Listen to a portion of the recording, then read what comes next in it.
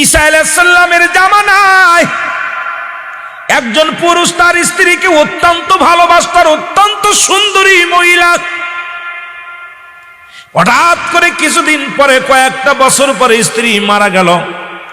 স্ত্রী মারা গেছে, স্বামী সহ্য করতে পারে নাই।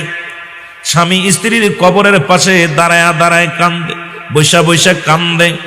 সকালে যায়, আসর পর্যন্ত বসে বসে কান্দে। লোকজনে বলে, ভাই আর কান্দে লাভ কি, বিবি তো আর ফিরে আসবে না। কয় না রে ভাই, আমার বিবিরে আমি অত্যন্ত ভালোবাসি, স্ত্রীর মায়া আমি ভুলতে পারি না। স্ত্রীকে আমি হারায় আমি পাগল হয়ে গেছি গো, এই জন্য আমি স্ত্রীর কবরের পাশে বসে বসে কান্দি। একদিন নয়, দুদিন নয়, মাঝখানে কি রকম কান্না কাটি শুধু। আর একটা বিয়ে সাধু করে না, অন্য মেয়ের দিকে উপাদান আকৃষ্ট হয় নাই, শুধু স্ত্রীর জন্য কান্দে, প্রতিনিয়ত কবরের পাশে বসে বসে কান্দে।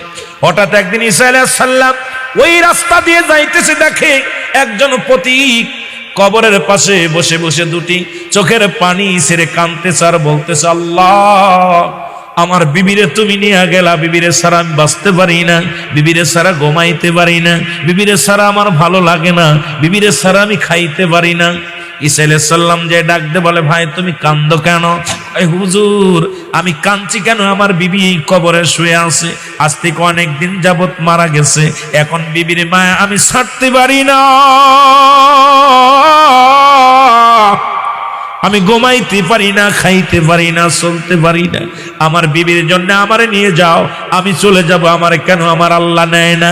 আমার বিবির কাছে আমারে কেন নেয় না? না হয় বিবিরে ফিরা দাও, না হয় আমারে নিয়ে যাও। জোরে জোরে চিল্লায়া বলা যাবে না আল্লাহু আকবার।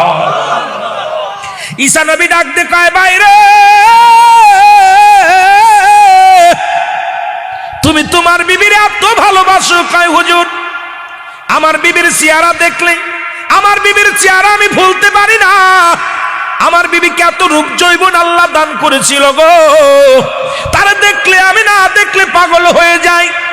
তুমি যদি আমার বিবির একটু ফিরা দিতা, উঠায়া দিতা, সারা জীবন কৃতজ্ঞতা তোমার কাছে থাকতাম। ঈসা নবী কয়, তোমার বিবির কবর কোনটা, কয়টা? তখন ঈসা আলাইহিস সালাম বলে, আমার আল্লাহ আমাকে একটু অলৌকিক ক্ষমতা তুমি আর একটু দিয়া দাও, আমি ওনাকে কবরের কবর থেকে উঠায়া দিই। সঙ্গে সঙ্গে কবরটার বলতার থেকে বলছে, কবরবাসী ওঠো, সঙ্গে সঙ্গে উঠে গেছে। ঈসা আলাইহিস সালাম যখন ডাক দিছে, কবর থেকে উঠছে, উঠলে দেখে একটা বেটা মানুষ, তার নাক মুখ দিয়ে আগুন বাইর হচ্ছে, মাথা দিয়ে আগুন বাইর হচ্ছে, কান দিয়ে আগুন বাইর হচ্ছে, চোখ দিয়ে আগুন বাইর হচ্ছে, গাল দিয়ে আগুন বাইর হচ্ছে, পুরো দেহ